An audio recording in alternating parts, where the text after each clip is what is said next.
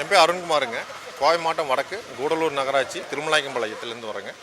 அங்கே பழமையான 750 ஆண்டு பழமையான ஸ்ரீ கரிவராஜ பெருமாள் கோவில் இருக்குது. இது ஊர் பொதுமக்களால் நிர்வகித்து ஊர் பொதுமக்கள் நன்கொடையில் இயங்கிட்டு வருதுங்க. இது நாள் வரை எந்த பிரச்சனையும் இல்லாமல் இருந்தது. 2021 ஒரு சில நபர்கள் உள்ளூர் நபர்களும் வெளியூர் நபர்களும் இணைந்து ஒரு அறக்கட்டளை பதிவு பண்ணிக்கிறாங்க. பெருநாயக்கம்பலம் சார் பதிவாளத்தில் பதிவு பண்ண முடியாமல் பீளமேடு சார் பதிவாளத்தில் பதிவு பண்ணி அது இப்போ என்ன பண்ணிக்கிறாங்க, 22 நபர்களுக்கும் அவர்கள் வாரிசுகளுக்கும் சொந்தம் என்றும் அந்த கோயில் பேரில் வசூல் பண்ணுற நன்கொடை அறக்கட்டளை பேரில் அசையா சொத்துக்கள் வாங்குவோம் என்றும் நாளைக்கு ஏதாவது கலைக்கப்பட்டால் இந்த நிதி வேறு அறக்கட்டளைக்கு இதான் சேரும் என்றும் இந்த கோயிலுக்கு எந்த இதுவும் சேராதுன்னு சொல்லி அந்த மாதிரி ஒரு சரத்து எழுதி ஜனநாயகக்கு எதிராக பண்ணியிருக்காங்க.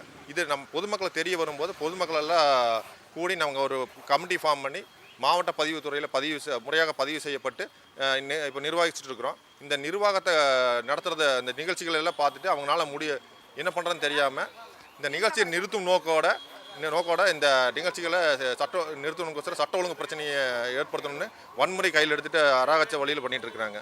இதுலேருந்து எங்களுக்கு ஊர் பொதுமக்களுக்கும் அர்ச்சகருக்கும் எல்லாத்துக்கும் பாதுகாப்பு கொடுக்க சொல்லி இங்கே இது பண்ணியிருக்கோம்.